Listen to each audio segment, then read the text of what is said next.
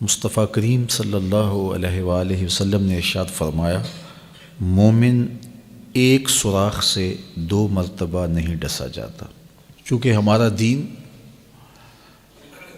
بہت خوبصورت دین ہے اور معاملات کو اچھی طرح سے غور و تدبر کے ساتھ سوچنا، ان معاملات کو اچھی طرح ان کی تہہ تک پہنچنا اور پھر اس کے بعد کوئی رائے قائم کرنا، اس رائے کے بعد پھر آپ کا کوئی عمل روح پذیر ہو، تو یہ ایسا کوئی دین نہیں ہے کہ آپ سوچ فہم اور ادراک کو چھٹی دے دیں۔ تو اس لیے سارے امور کے اندر ہمیں معاملہ فہمی کا اور معاملات کی تہہ تک پہنچنے کا، تدبر کرنے کا، غور و فکر کرنے کا، معاملات کی اچھی طرح ٹو لگا لینے کا، اس کے عواقب و نتائج کو مد نظر رکھنے کا، ساری چیزیں ہمیں اس پہ غور کرنا ہوتا ہے اور پھر ہم کوئی فیصلہ کرتے ہیں۔ اور اگر ہم کسی امر میں کسی موقع پر نقصان اٹھاتے ہیں تو پھر دوبارہ ہم اس طرف نہیں جاتے، اس لیے کہ مومن ایک سوراخ سے 2 مرتبہ نہیں ڈسا جاتا۔ تو جس سوراخ سے آپ کو ڈنگ لگا ہے تو دوبارہ آپ کبھی بھی وہاں انگلی نہیں دیں گے، وہاں دوبارہ ہاتھ نہیں ڈالیں گے۔ تو زندگی کے تجربات سے فائدہ حاصل کرنے کی اس حدیث میں تلقین ہے کہ زندگی کے اندر جو مشاہدات آپ کے سامنے آتے ہیں اس سے نگاہیں نہیں چرائی جا سکتی، ان سے نظریں نہیں ہٹائی جا سکتی۔ تو جو آپ کے مشاہدات ہوں، جو آپ کے تجربات ہوں اور جو چیزیں آپ نے دیکھی بالی ہوں اور اس کے نتائج اور عواقب آپ کی نگاہوں میں ہوں تو دوبارہ اس کا آپ ارتکاب نہیں کرتے۔ تو یہی چیز اس حدیث پاک میں بیان فرمائی گئی، اور یہ کوئی بھی عاقل ایسا نہیں کرتا کہ جہاں سے اسے ڈنگ کھانا پڑے دوبارہ وہاں ہاتھ ڈالے۔ تو یہ مومن کا انتہائی محتاط رویہ ہے جس کی نشاندہی کی گئی ہے کہ وہ معاملات کے اندر کس قدر محتاط ہوتا ہے اور اپنے طرز زندگی کو کس قدر منظم اور مرتب رکھتا ہے۔ نبی اکرم صلی اللہ علیہ وآلہ وسلم کا فرمان ہے، یہ مسلم نے کتاب الایمان میں روایت کیا، امام ترمذی نے بھی اس کو روایت کیا حضرت عبداللہ ابن عباس رضی اللہ تعالیٰ عنہ سے۔ حدیث تو طویل ہے۔ ایک وفد حضور کی خدمت میں آیا تھا، تو اس وفد کی اچھی خصلتوں کو دیکھ کر کے حضور نے ان کی تعریف فرمائی تھی۔ کہا کہ اب یہ وفد عبد القیس جو آیا ہے ان کے اندر 2 خصلتیں ہیں جو اللہ اور اس کے رسول کو بہت پسند ہیں۔ 2 خصلتیں اللہ کو بھی پسند ہیں، اس کے رسول کو بھی پسند ہیں۔ وہ 2 خصلتیں کون ہیں؟ الحلم والانات، ایک بردباری اور ایک معاملات کی چھان بین، سمجھداری اور اچھے انداز سے اس کی دیکھ بھال اور سوچ سمجھ اور تدبیر۔ تو کہا یہ وہ جو چیزیں ہیں 2، یہ اللہ کو بھی بڑی محبوب ہیں، اللہ کے رسول کو بھی بہت زیادہ محبوب ہیں۔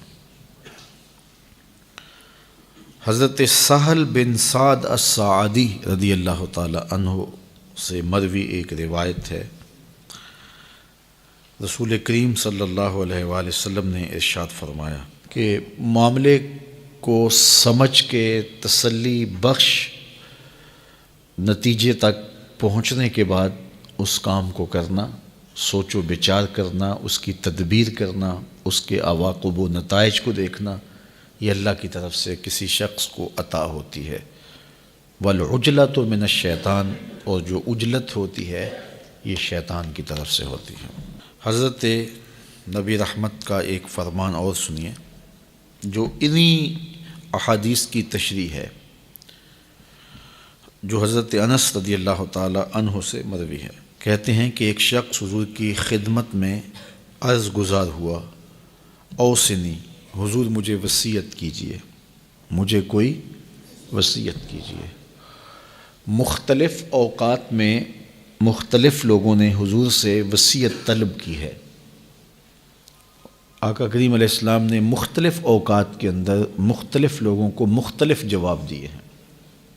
کسی نے کہا مجھے وصیت کیجئے تو کہا اوصی کا بتقوی اللہ، میں تمہیں اللہ سے ڈرنے کی تلقین کرتا ہوں۔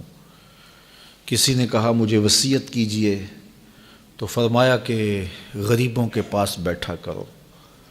کسی نے کہا مجھے وصیت کیجئے تو اس کو حضور علیہ السلام نے فرمایا معاملات کے اندر میانہ روی سے چلا کرو۔ مختلف مواقع پہ مختلف لوگوں کے پوچھنے پر جواب مختلف دیے ہیں۔ سوال ایک تھا، جواب مختلف ہوئے۔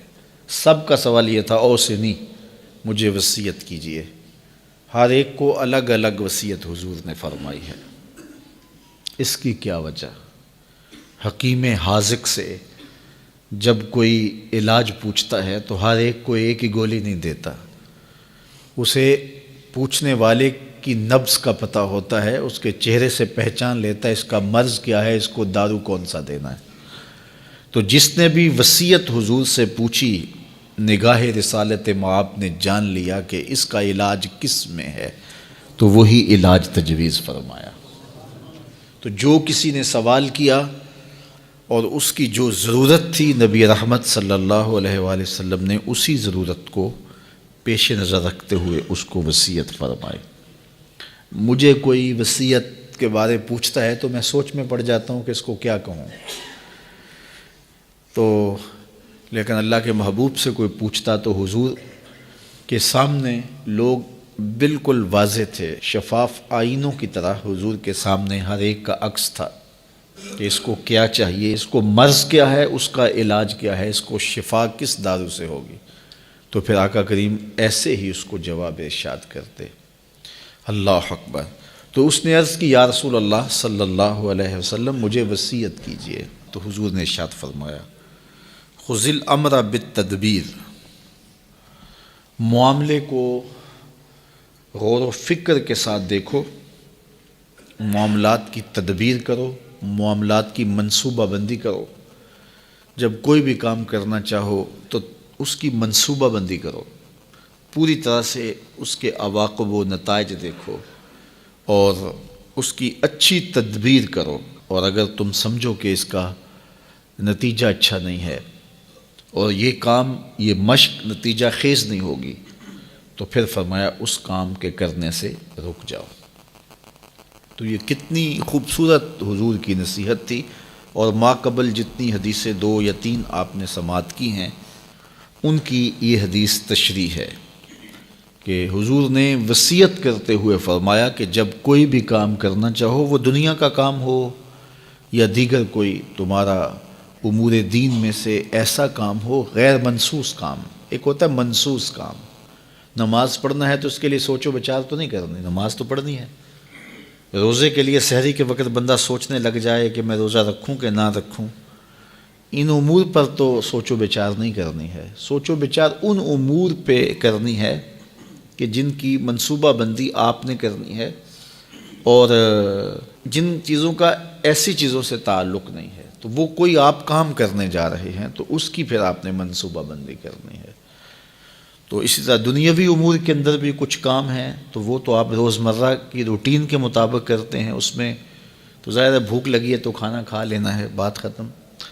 لیکن اور بہت سارے دنیاوی امور ہیں، بچوں کے رشتے کرنے ہیں آپ جو ہے وہ گھر بنانا چاہتے ہیں تو آپ کہاں بنائیں، وہ منصوبہ بندی کریں گے کہ ہمسائے کیسے ہوں، کس سوسائٹی میں اپنا گھر بناؤں کہ میرے بچوں کا دین بچ سکے، میری نسلیں محفوظ رہ سکیں۔ کاروبار کرنا ہے تو کون سا کاروبار کروں، اس میں تمام پہلوؤں پہ غور کرنا ہوگا کہ ایسا کاروبار نہ ہو کہ جس میں ایسا کھب جاؤں کہ میرے پاس دین کے لیے بھی وقت نہ ہو اور اتنی مصروفیات مجھے گھیر لیں کہ میرے لیے 5 گانا نماز کی فرصت بھی نہ ہو۔ تو وہ منصوبہ بندی کرنی، دیکھنا ہے میرا فائدہ کس میں ہے، میرے جسم کو راحت کہاں ہوگی، میرا دین کیسے بچے گا، میں اپنی اولاد کو وقت دے پاؤں گا یا نہیں دے پاؤں گا۔ تو سارے امور پر غور و فکر کریں، دنیاوی امور ہیں۔ اسی طرح اور بہت سارے امور ہیں دنیا کے، اس طرح دینی امور ہیں بہت سارے. آپ دینی کوئی کام کرنا چاہ رہے ہیں تو فیلڈ کے اندر بہت سارے منصوبہ جات آپ کے لیے کھلے ہیں، کشادہ ہیں. آپ نے اختیار کرنا ہے تو آپ اپنی رجحان طبع دیکھیں، میری طبع کا رجحان کیا ہے. رجحان طبع کے مطابق آپ کام کریں گے تو آپ کے لیے کام کرنا آسان ہوگا. ایک شخص فطرتاً مدرس ہے لیکن وہ مقرر بننے کی کوشش کرے گا، تو چونکہ وہ فطرتاً مقرر نہیں ہے تو خام خواہ ایک مشقت میں پڑے گا، تو اس کو اپنی صلاحیتوں کو ادھر لگا دینا چاہیے.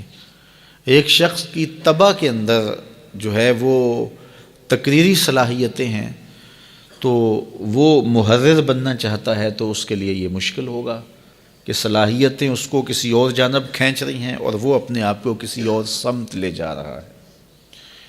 اسی طرح مختلف امور ہیں جو اپنی طبع کو دیکھے، پھر دیکھے کہ مختلف امور ہیں، اس وقت حالات کا تقاضا کیا ہے، اس وقت امت کو سب سے زیادہ ضرورت کس چیز کی ہے.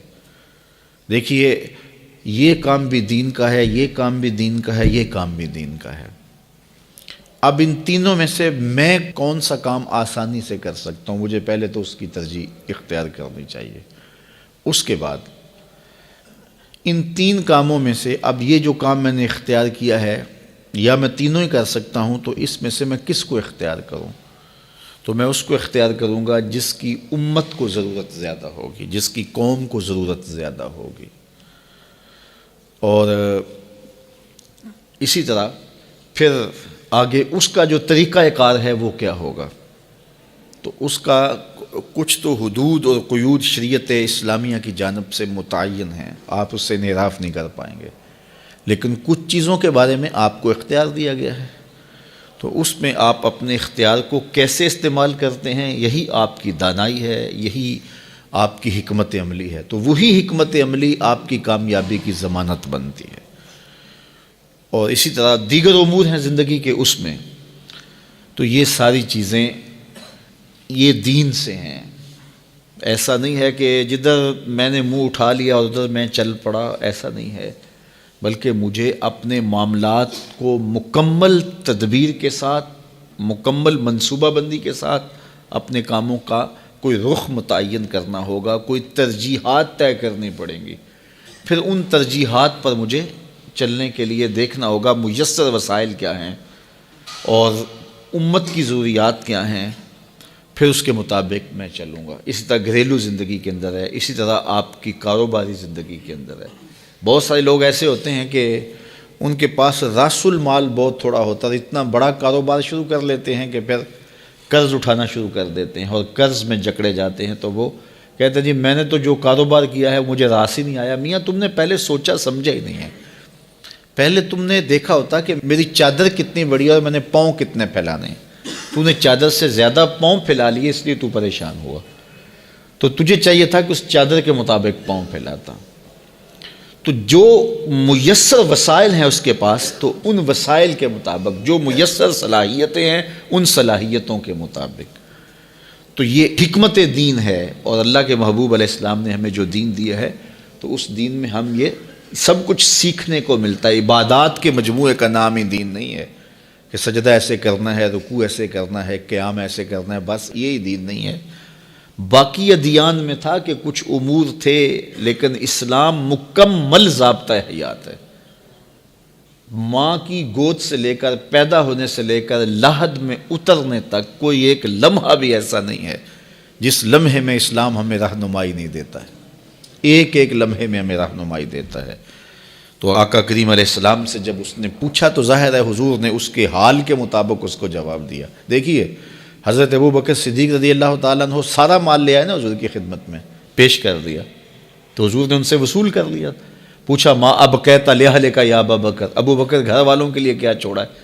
تو انہوں نے کہا ابقیت لہم اللہ ورسولہ، میں نے گھر والوں کے لیے اللہ اس کے رسول کی محبت چھوڑی ہے، محبت دے کے آیا ہوں، میرے لیے اللہ اس کا رسول ہی کافی ہے.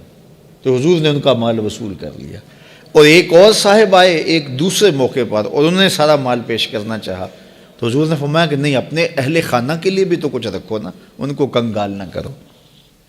اس سے سارا نہیں لیا، ان سے سارا لے لیا، چونکہ حضور دونوں کے احوال باطن کو جانتے تھے اور ہر شخص کی کیفیت سے حضور اچھی طرح واقف تھے اور ان کی ضروریات کو بھی جانتے تھے۔ اس لیے اللہ کے محبوب علیہ السلام نے دونوں لوگ ایک ہی عمل کر رہے ہیں، لیکن ایک سے حضور قبول کر رہے ہیں، دوسرے سے قبول نہیں کر رہے۔ تو یہ ساری چیزیں ہیں، یہ حکمت ہے، یہ دانائی ہے، اور نبی کا منصب ہی یہ ہے، یعلمہم الکتاب والحکمہ ویزکیہم۔ نبی حکمت اور کتاب سکھاتا ہے اور پھر تزکیہ باطن کرتا ہے، تو یہ نبی کے منصب میں سے ہے۔ تو اس نے کہا حضور مجھے وصیت کیجئے، تو فرمایا کہ جب تم کوئی کام کرنا چاہو تو اس کی باقاعدہ منصوبہ بندی کرو۔